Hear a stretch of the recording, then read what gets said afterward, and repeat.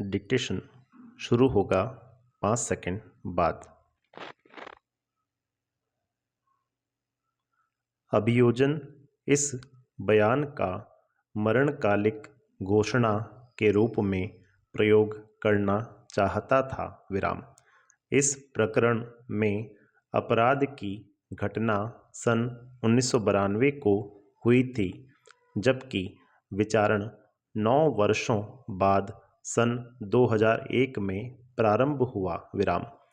अतः अन्वेषण अधिकारी के पुनः परीक्षण के 1 माह बाद उसे पुनः साक्ष्य हेतु बुलाए जाने को यह नहीं कहा जा सकता कि ऐसा विलंब के दोष को छिपाने के लिए किया जा रहा है। विराम।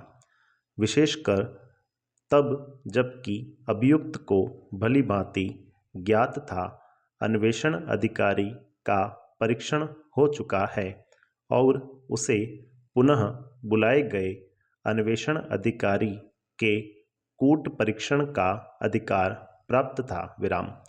अतः न्यायालय ने निर्णय दिया कि धारा 311 के परिप्रेक्ष्य में अन्वेषण अधिकारी को परीक्षण हेतु पुनः समन किया जाना न्यायोचित था, क्योंकि अभियुक्त पर किसी प्रकार का प्रतिकूल प्रभाव नहीं पड़ रहा था। विराम। पैरा।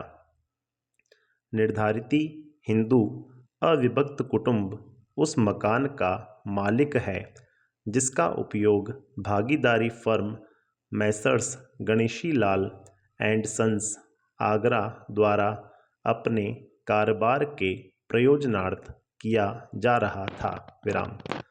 उस फर्म में निर्धारिती के कर्ता और अन्य सदस्य अपनी व्यक्तिगत हैसियत में भागीदार थे। विराम। आयकर अधिकारी ने उक्त संपत्ति का वार्षिक संपत्ति किराया मूल्य उस मकान से निर्धारिती की आय के रूप में निर्धारित किया। विराम।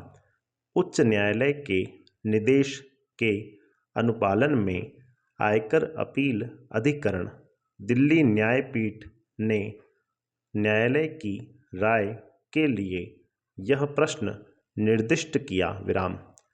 क्या मामले के तथ्यों और परिस्थितियों में भागीदारी फर्म द्वारा गृह संपत्ति का उपयोग आयकर अधिनियम की धारा 22 के अर्थ में निर्धारितियों के कारोबार के प्रयोजनार्थ निर्धारिती द्वारा उसका उपयोग कहा जा सकता है। विराम।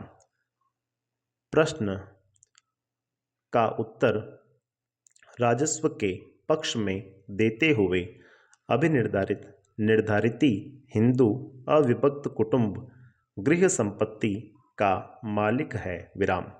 तथापि यह कारोबार जो प्रश्नगत संपत्ति में किया जा रहा है निर्धारिती के स्वामित्व में नहीं है। विराम। उक्त कारोबार व्यष्टियों द्वारा अन्य व्यक्तियों की भागीदारी में किया जा रहा था। विराम।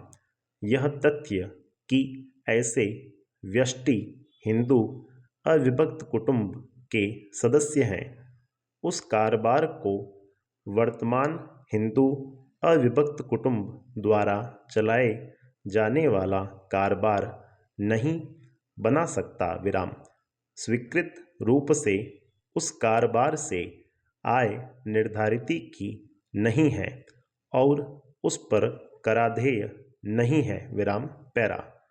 यह तथ्य कि निर्धारिती भागीदारी फर्म से कोई किराया नहीं ले रहा था अथवा गत समय में उस संपत्ति की कल्पितार्थ आय निर्धारिती की आय के रूप में निर्धारित नहीं की जा रही थी, सुसंगत नहीं है और यह धारा 22 के विनिर्दिष्ट उपबंधों पर अध्यारोही नहीं हो सकता। विराम।